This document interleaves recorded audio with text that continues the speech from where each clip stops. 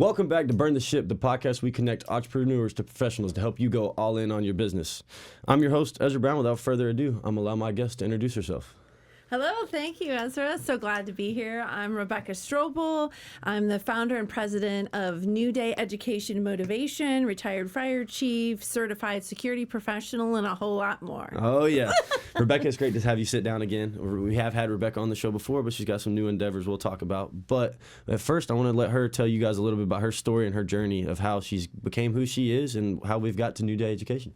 Yeah, absolutely. Thank you so much, Ezra. So basically, I started my journey as a professional over 20 years ago in the security industry.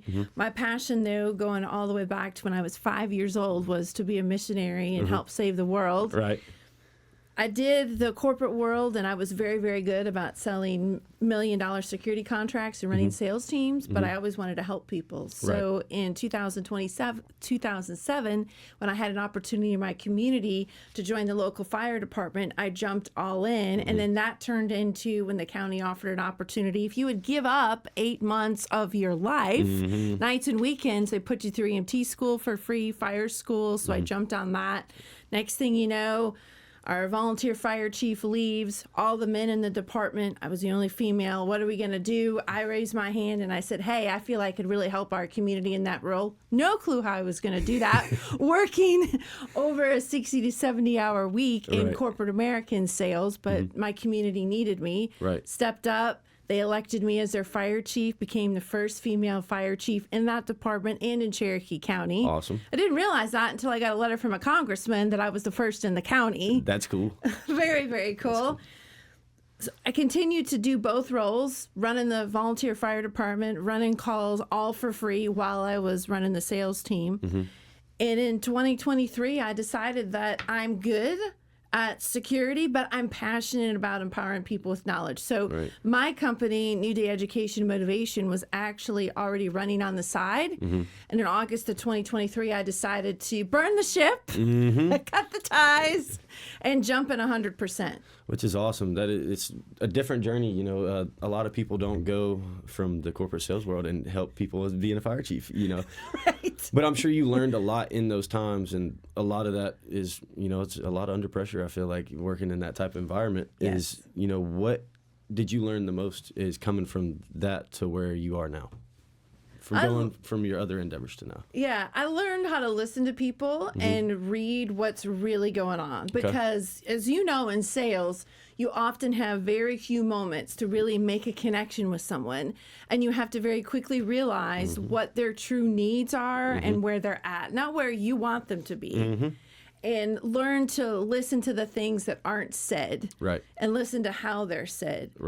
In corporate America, the same is true. And in security, you're asking people to let go of sometimes millions of dollars to secure their facility. And you have a lot of times, especially on appointments, seconds to establish instant trust. That lesson also that I learned in corporate American security specifically served me well in the fire department because it's the same thing. When somebody's life is hanging in the balance and you quickly have to mitigate a situation, you have to gain instant trust. And you also have to figure out how to solve problems quickly. So between those two worlds, it's helped me immensely. Absolutely. And what I'm doing now, it's definitely a little different adventure now. I'm still, you know, I think about our conversation a year ago when you asked me the question, what's different? And I had mentioned that in the security world for 20 years, I can walk up to a building and even now, I can look at it and instantly figure out what the holes are, what the gaps are, how they're at risk, and what I would suggest to solve that to make them more secure. And I said that with this endeavor, I've had to learn how to recraft my pitch and my approach. Because I don't instantly just have that playbook open on a page running in my head. I'm having to create it. Absolutely. I'm happy to say that I'm learning how to do that, and I have a little bit of a playbook going in my head now of talking to people and getting balancing that between this is your industry space, OSHA or some other outside agency requires you to be safe, right, versus somebody else, maybe a church or someone else that doesn't have that regulatory agency. But crafting my value approach to let them know this is the time to make the investment now. Right. Into your team, into your people, into yourself. Because there's going to come a day when an emergency, or maybe you're in a place and you want to go to the next level, and you're going to open up the file cabinet and you're going to look for that tool, you're going to look for that resource to get you to where you need to be, and you're going to find that the toolbox or the file cabinet is empty. And that's my job. That's where I come in, to partner with you to customize, to fill that file cabinet, fill that toolbox. Right. So in that moment, you have what you need. Oh, I love that. That's awesome. That is awesome. But what would you say has been the biggest thing that's helped you kind of learn that playbook? Would it be the repetition of doing it now? Just because, you came from somewhere where you were 20 years, you could say it in, out, backwards of a security system. My eyes closed. But now, you're learning that new process of what that looks like for you. What's been the biggest thing that's helped with it, The feedback that I've gotten from students and people that I work with, I would say that that's a huge feedback of hearing where they're at and how it's helping them and how they're using that in their everyday life. That makes sense. That makes sense. And tell us a little bit of what your bread and butter is for New Day Education and motivation. I would say really the construction industry, the roofing industries, and then also the security world. I would say my top 2 clients right now are, one is in the roofing industry. OSHA requires them to have bloodborne pathogens, first aid, CPR, AED, and fire safety training. And then on the security side, with security officers, they're interacting with people every single day. And there is a trend in that world just to check a box, watch a video, you're good. But the companies, and actually the client isn't the end security company, guard company. It's actually the company that hires the security guard company. That makes sense. But they're very concerned. It's a commercial real estate company, and my good friend is their director of security. So she's very cognizant and concerned about her tenants in their buildings. Right. She wants to make sure that if there's a security guard in those buildings, that they know what to do in emergency. Right. Instead of just hoping that they weren't sleeping through a video. Yeah, hoping and praying, because you pay a lot of money to live there, and that bad raps are hard to get away from, especially in the small towns that they are here. It's one thing to be in, I guess, no, it definitely could ruin your reputation with something like that, for sure. And then I've also been doing a lot of work with churches. Okay. So what would you say has been, the biggest thing that helped you grow since 2023 and since the last time we sat down, which was about a year ago and sat down in this podcast room? What's kind of helped you go, kind of catapult you into the stratosphere a little bit? Yeah, truly taking advantage of my network. Okay. All those relationships that I've formed for the last 20 years in security, and then doing local networking. Yep, absolutely. What all networking do you do? So I right now it's been a little curtailed because I have some things going on with my husband's health. But mainly I'm a member of the Cherokee County Chamber of Commerce. I just joined. Yay! So then I'll start seeing you and stuff. You will. We'll talk about that after. We'll talk about that after. So that, and then also the Canton Business Club when I can make it, Cartersville Business Club when I can make it. Awesome. And that's another thing. In 2023, I was doing more of a bullet approach, spray approach, just going everywhere. And I've become more strategic since 2023 with my networking. Absolutely. And what do you see since you've been more strategic, what do you see that's helped you instead of doing the spray mentality? What have you seen?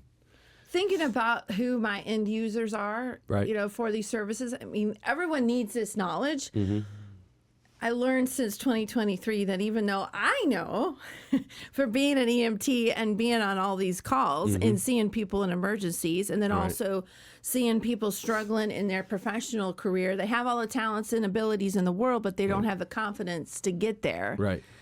I see that they need it, but the reality of them biting or an organization doing it are sometimes two very different realities. That makes sense. That does make a lot of sense. And I saw that in the security realm, too. You see that a lot in the security industry. You look at a facility as a security professional, licensed professional, And you see, okay, they need a lot more upgrades of security, but getting them to see that, sometimes we're not on the same page of paper. Right. No, that makes sense. So that has helped me when I've talked to people or I go into a room and I listen a lot more to what people say and where they're from and how they're talking, and then I strategically talk to certain individuals. Yeah, they'll tell you their problems if you listen. That's right. If you listen.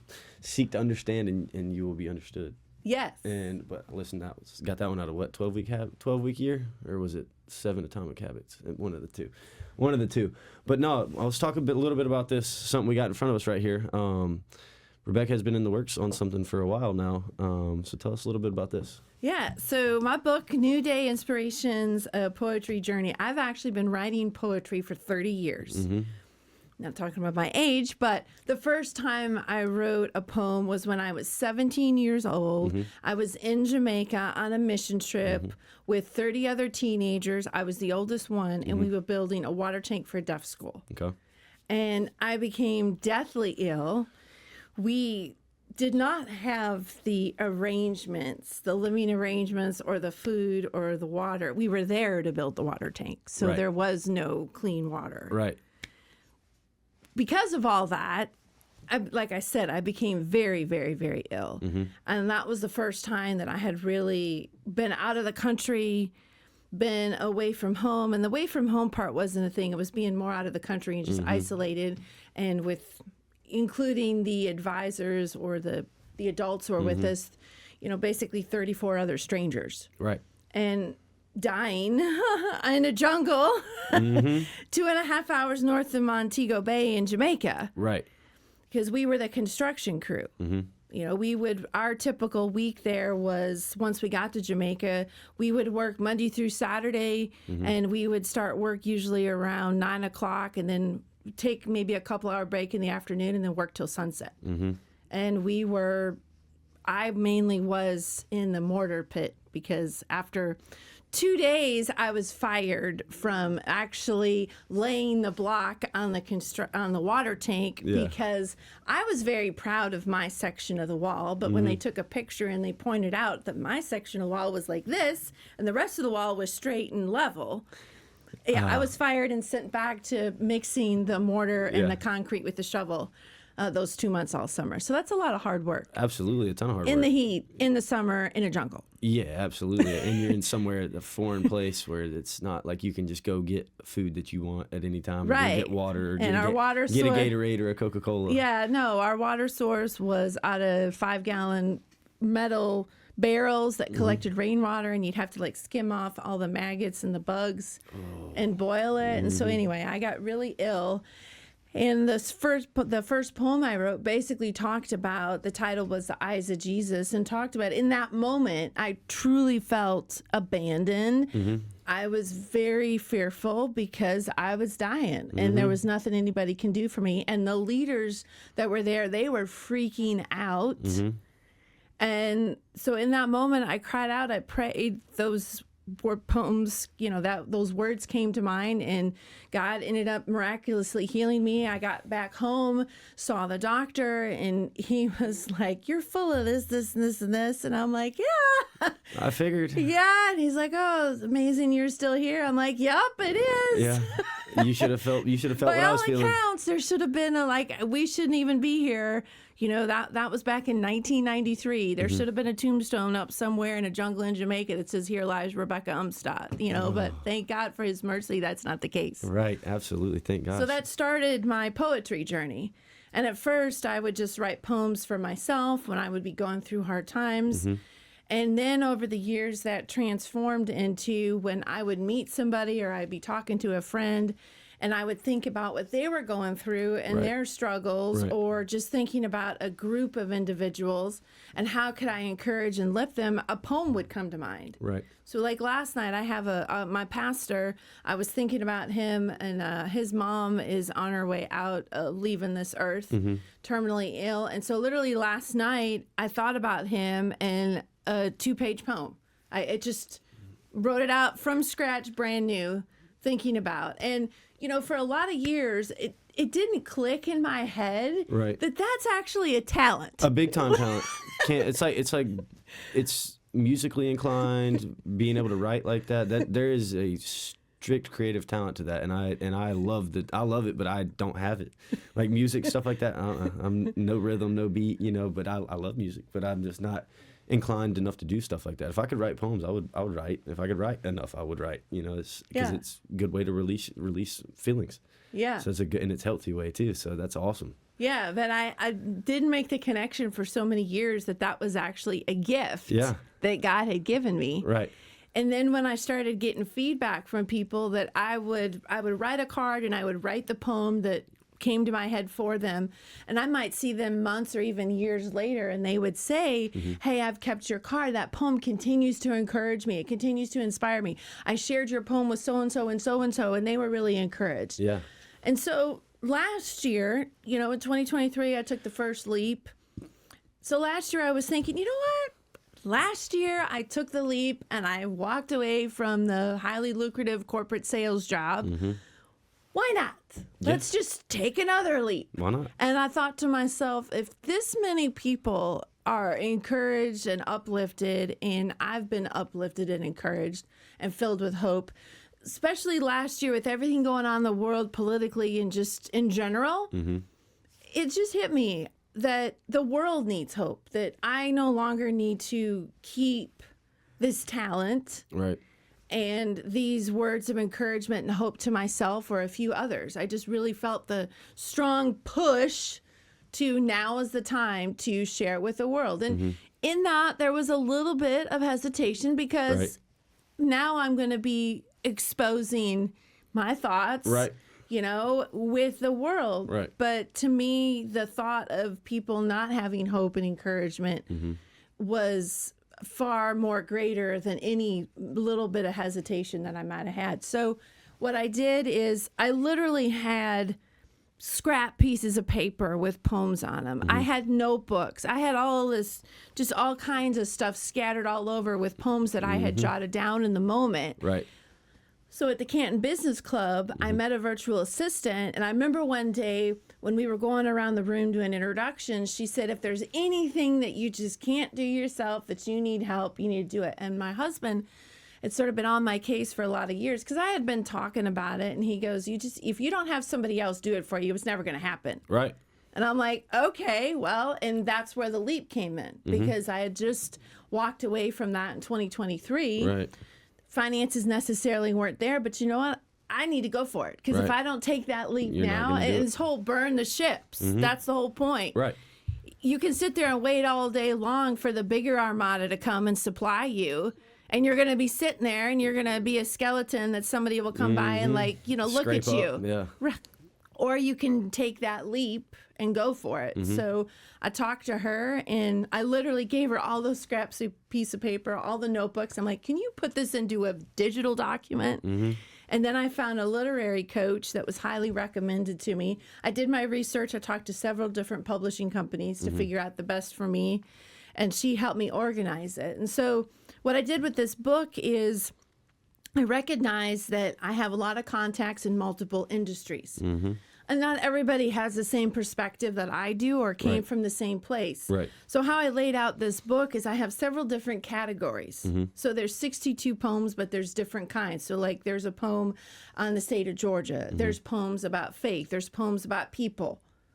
So that my goal was that regardless of where your background or where you come from, literally this could be like that, what that first poem was for me back in a tent in Jamaica when I was dying, to where I'm really having a bad day, I'm going through a hard time, or this is happening in somebody else's life and I want to encourage them and I don't know what to say. They can go to this book, they can go to this section, and wow, this speaks to me. I know this will speak to them. Right. No, that's beautiful. Let's hear it. Give us an example. So an example would be, I want to read this poem. It's called Sisters, because just a little story on this one. I only have one sister. She's 3 years younger than me.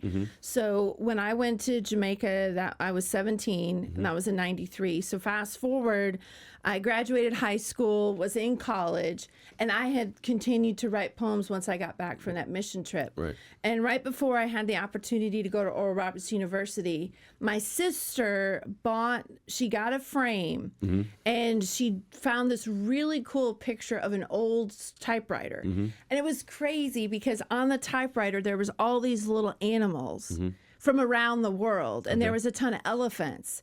And who would have known that that was back in probably like 95 or so, that fast forward over a decade plus later, I would be going to Calcutta, India on mission trips and working with the homes that Mother Teresa founded. Which is crazy. I know, So it's crazy. But anyway, before that, we had taken a trip up. We were originally from Michigan, so we had taken a trip up there. And it's funny because she was in high school. I wasn't 21 yet. I had just started community college. We convinced this guy along the coast there on Lake Huron to let us rent a cabin. And along that way, I wrote this poem. So it says, "Sisters, we can jam and give newsboys music a slam. We know how to get down and take away our frowns. We do the above to praise the Lord. Doing this, we are never bored. To each other, we are good listeners. We are sisters." That's awesome. So what she did is she gave me that frame, and I don't know if you can see it in the book, but at the bottom of this frame, she actually wrote, "You are going to be an amazing author. You are going to make a difference. I'll always be your biggest fan. Please, right now, I'm requesting a signed copy of your book." And that was, again, way back in the 90s. 25 years ago. Yeah, exactly. crazy. Plus. So the thing, I had my book signing last month in my community, and when I read that poem there, what I mentioned there is that we have to understand that sometimes we don't see our own talents and we don't see our worth. Yep. And it takes other people to see that in us.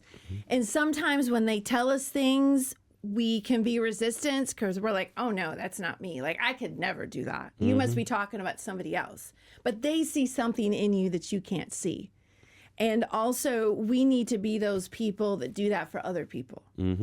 Absolutely. You know, when we see talent and we see abilities in others, and it's in our hand to do something to help lift them up. And like with my sister, that was just a simple thing she did for me. It's not like she gave me $1 million Right. or anything else. Right. But that one act of kindness helped plant something in my head. Right. And Absolutely. that little seed continued to grow and grow and grow and grow until December of 2024. I finally published a book. Which is awesome. You know? Yeah. And another poem I have in here that I want to read is, I wrote this poem specifically when I was writing the book. So that sister's poem was one of those poems that was on a scrap piece You've of had paper. it for a long time. A It's long been- time. Long time. Right. But this one I wrote brand new because Georgia has given me so much. Right. When I came to the state with my husband, up to that point, I had been in the nursing side. I'd never been in corporate America. I never thought I could work in business. Right. But as we talked about last time, it was in this state that I discovered I was good at sales by selling tombstones. Who knew? Which is crazy. Crazy. So this poem is Georgia, my home state, the pretty peach state, a place with mountains and streams where it is easy to dream, a state kissed with salty air along its wild beaches where you can explore if you dare, where movies are made and famous Hollywood individuals are paid, where native pecans grow in the sunny heat and the Stuckey's team transforms them into tasty treats, where people are kind and are quick to help others who are in a bind, a place where many meals are accompanied by tea that is sweet, a place filled with diverse wildlife and in the city's exciting nightlife. A great state to call home where neighbors can be known. One that is often on many minds and friends are easy to find. That's awesome. I love it. Yeah. I like the little Stuckey's line in there too. Yeah, exactly. And it was really cool because I was in Florida about a week and a half ago, and I actually went to the Stuckey's plant, and I told them how I had wrote a poem called Georgia, and I mentioned them, and so it was cool one of the people from the candy plant came in. I'm like, hey, I gave him my phone. I'm like, could you do a video? And he said, I'm not a social media person. I'm like, trust me, I'm not either. I'm figuring this out, you know? Right. That's crazy. So he recorded me, and I got to read that poem at Stuckey's Candy Plant in their gift shop. That's cool. That's cool. That is awesome. So that was pretty cool. And then this stuff just kind of comes to you top of the mind. Like, how long does it usually take you to write like a stanza like that? Well, like last night, the poem that I wrote for my pastor that I'll be putting in a card today and mailing to him, maybe 10 minutes. For 2 pages? Yeah, 15 minutes at the top. It's just so crazy that it's that natural. You know, it's an innate ability. That's super cool. What else you got? I know you got one more for us too. Yeah, absolutely. Yep. So this is the last poem in the book, and this poem is called Dream. And the whole idea, like I tell people when I tell them about my book, I want to leave people with hope because I believe it's on page 236. And those pictures are like one's in Canada, one's in Yellowstone National Park. And also I have the print copy of my book, and we'll go over at the end the website, but there's also an ebook version. And in the ebook, all these pictures are in color. Really? Yeah. Oh, that's awesome. So you can like see what they look brilliantly. But the poem Dream, follow your dreams until they flow into golden streams. Follow your heart. You'll know where to start. Keep that sparkle in your eye, even when life causes you to cry. Never lay down and die from someone that knows. That's not in there, but I added that. I was about to say, yeah. And believe the false lies. March forward with hope, trusting God you're not at the end of your rope. Dream away, trusting He has already made a way. Pursue your dreams, knowing you and He are a team. Walk through life with a smile, thanking Christ He has walked your mile. Live life as a dreamer, trusting in the power of your Redeemer. Open your tired eyes and don't be shy. He holds you in His hand, so in His mighty love you can stand. That one's awesome. I like that a lot. I like that a ton. I might actually read that, a couple times a week. I like that one a lot. That's how long did it take you for that one?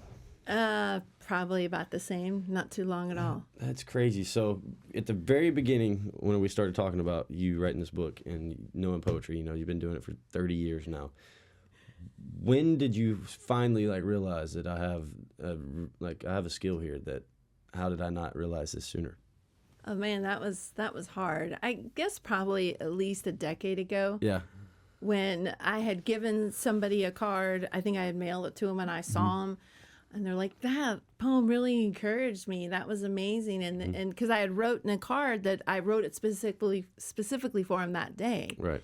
And they asked me sort of the same question you just did. How long did that take you to write that? Did you have to ponder on that for a while? And I said, no, I just thought about you, and literally there were the words. Just free flowing. That's crazy. And then it was sort of a light bulb, oh. And they're like, yeah, I can't do that. Really? You can't do that? I thought this was normal. I thought this is normal. No. I really did. That's awesome.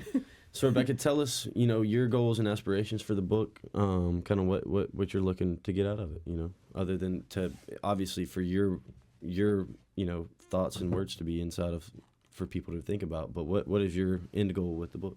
Well, the end goal is actually New Day Inspirations. It's going to be a book series. Okay. So again, this is another faith statement. There we go. And on my book website, newdayinspirationsbooks.com, in faith, I've already listed all the books that are going to be in the series. That's awesome. So the idea is each book will be a different journey. Okay.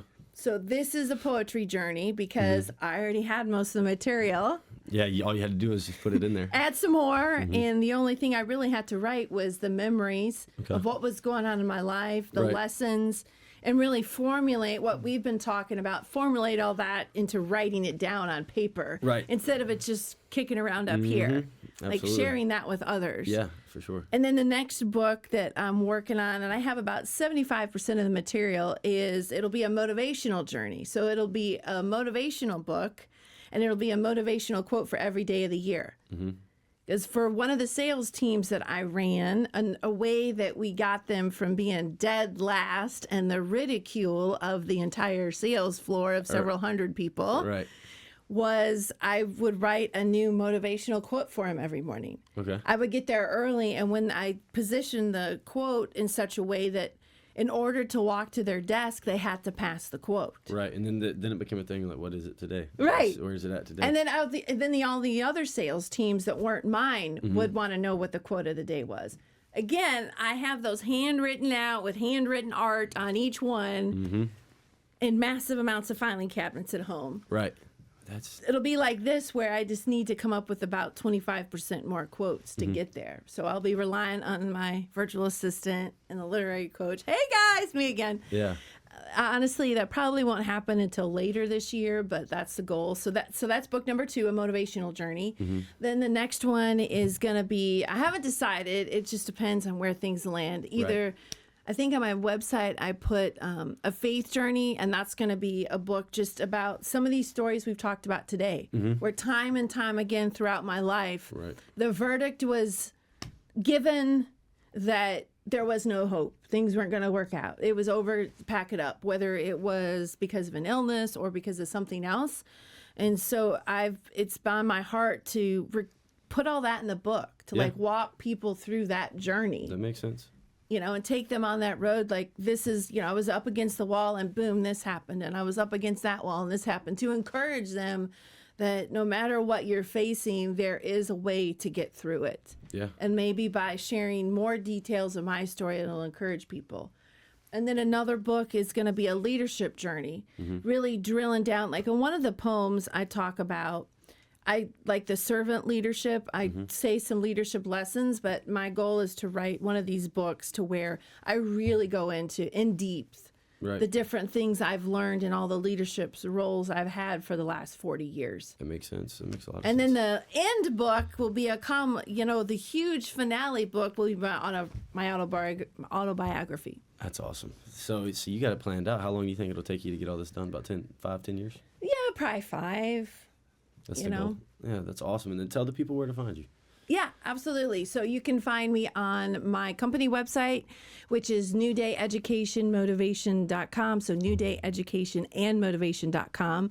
You can also find my book at newdayinspirationsbooks.com. If you're on LinkedIn, you can follow me there. We're on social media on Facebook. I have both a personal page and a company page. Or email me at rstrobl@newdayeducationmotivation.com. Yep, and all of her socials will be linked down below. Please get with her and check her book out. It's definitely going to be a good read. I'm going to read it here over the next month or so. So thank you so much for coming and joining us again, Rebecca. I appreciate it, and I'll leave you with the last word to tell people. Okay, again, the last word for you today is hope. Never believe it's over. Never believe you're defeated. You can find a way to make a new day. Absolutely. Burn the ship, guys. Thank you.